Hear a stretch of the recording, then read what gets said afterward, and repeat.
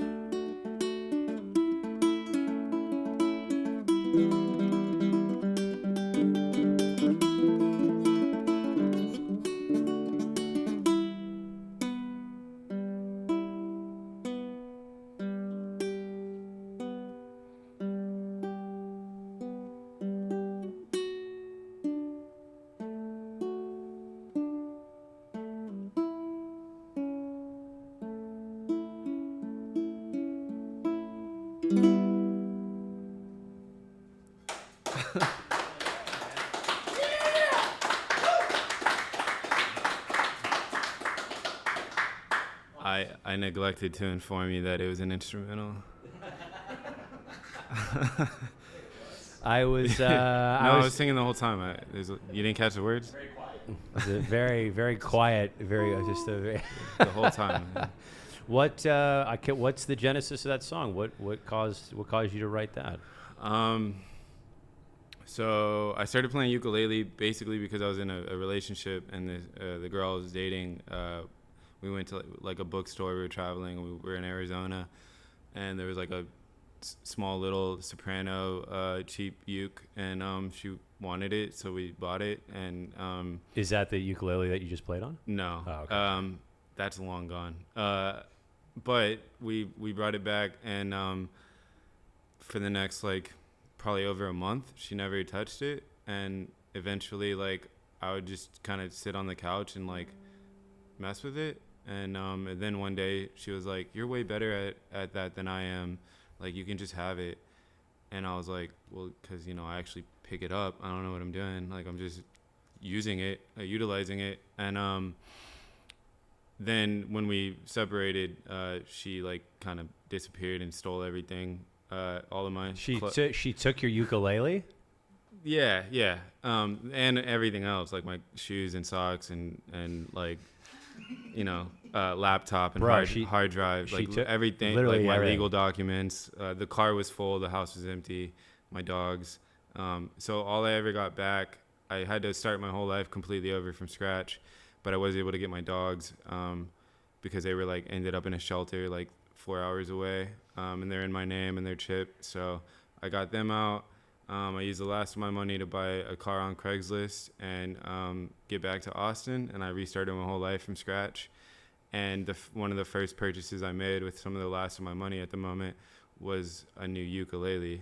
And I was pretty broken coming out of that, and so I was like I was like really not a normal person. I was just kind of like I'd gone back to being like kind of a traumatized, like scared little kid in a way.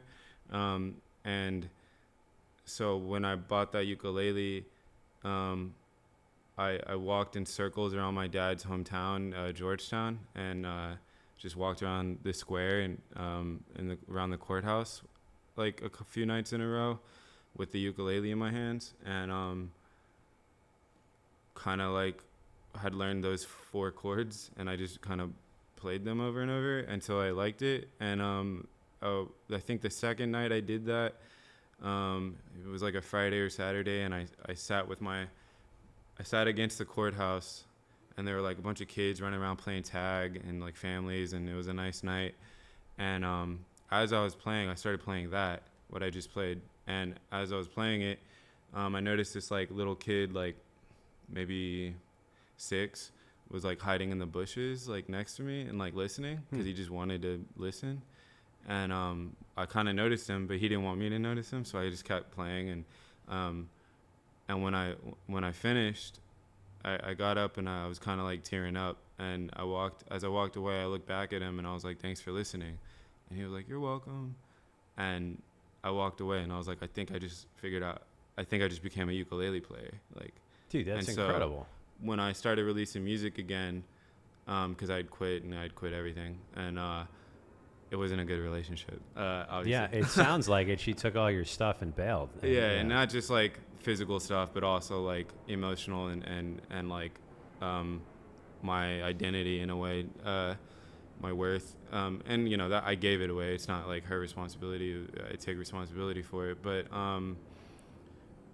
and so when I started recording music again, that was the first single I released, is Jehovah. And partly because when I walked around Georgetown, I would walk like a couple miles from my hotel down to the square, and I would like stand over a bridge and watch the river flow, and I would just sing out Jehovah over and over again. And then when I decided to record it, I kind of felt like I'm a writer, and all the stuff I did previously, I was always like very focused on words and vocals and writing and stuff. And I was like, this is the first time that I'm playing an instrument and teaching myself an instrument, and I like plucking strings and stuff. And I was like, man, this is the voice. I was like, I don't even feel ready to speak, to put words to anything. But was that from? Sorry to cut you off. But was that from the relationship? You mean when you mean you're not ready to speak, you like feel it in music first? Right. Like I've spent like almost 6 months at the dog park in Austin once I got back, sitting on a stump, playing my ukulele and looking down at the ground and not talking to anybody. Wow.